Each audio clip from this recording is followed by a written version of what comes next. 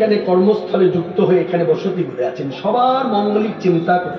আমি কখনো ছোটখাটো এই খ্যাতি অর্জন করে এই বড় ভুলটা করতে পারি না। হঠাৎ করে চণ্ডীপাঠটা এখন করতে পারি না, কারণ রাত্রি সূর্য ডুবে গেছে। এখন এই চণ্ডীপাঠ করতে গেলে আমাকে একটা নিয়মাবলী মেনে করতে হবে। কি নিয়মটা? কি না, রাত্রি সূক্ত বলে শাস্ত্রে 8টি শ্লোক আছে। রাত্রি দেবী মানে স্বয়ং কালী, তাকে উদ্দেশ্য করে কিছু নিবেদন করা হয়।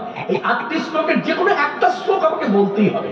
বলে যদি আমি চণ্ডীপাঠ করি, তাহলে এখানে যারা বসতি করে আছে কারোর কোনো অমঙ্গল হবে না। তার শ্লোকের ভাবার্থটা বলবো, কারণ সংস্কৃত ভাষাটা আমার ঠিকভাবে উচ্চারণ হয় না, তাই বাংলা ভাষায় আমি বলে দিই, অর্থটা বলি। এই 8টি শ্লোকের 4র্থ শ্লোকের অর্থ হচ্ছে, আমরা বেশিরভাগ মানুষ কিন্তু জানি অন্ধকার নেমে এলেই আমরা বলি দুঃখদায়ক। অন্ধকারকে আখ্যা দেওয়া হয়েছে দুঃখদায়ক। অন্ধকার যে শুধু দুঃখ দেয় এটা তা নয়।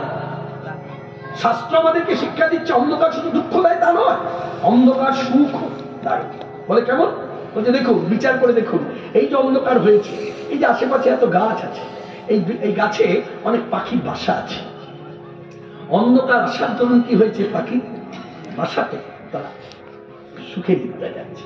আমরাও মানুষ, সংসার পেতেছি, 4 দেওয়ালের মধ্যে থাকি। যেই অন্ধকার নেমে আসে সঙ্গে সঙ্গে আমরাও সুখে নিদ্রা যাই। যার জন্য ভক্তির পথে যারা আছে, সে কৃষ্ণমন্ত্রে দীক্ষিত হোক, শৈবমতে হোক বা কালীমন্ত্রে হোক, প্রত্যেকেই এই ভক্তির অনুভবটা যাদের এসেছে, তারা প্রত্যেক দিন সবার আগে রাত্রি দেবী মানে মা কালীকে বলে, হে রাত্রি দেবী, আপনি আমাদের প্রতি প্রসন্ন হন। এই হচ্ছে 4র্থ শ্লোকের ভাবার্থ। অর্থাৎ এই শ্লোকটা যখন বলা হয়ে গেল, এবার আমি চণ্ডীপাঠ করতে পারি।